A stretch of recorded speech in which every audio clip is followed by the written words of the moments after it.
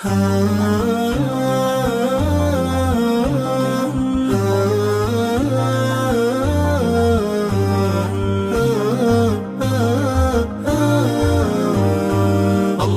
قد أعطى فيضا من النعم، فالشكر للمولى بالجود والكرم. أخلص لطاعته يكتب لك الرضوان، واسأله مغفرة ينجيك من خسران. أد الفروض ولا تهجر سنة القرآن، واذكره في سعة يذكرك في أحزان، واذكره في سعة يذكرك في أحزان.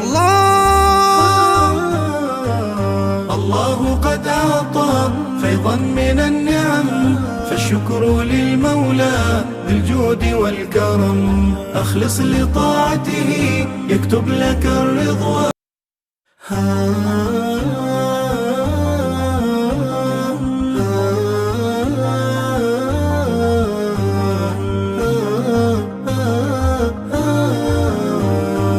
الله قد أعطى فيضا من النعم، فالشكر للمولى بالجود والكرم. أخلص لطاعته يكتب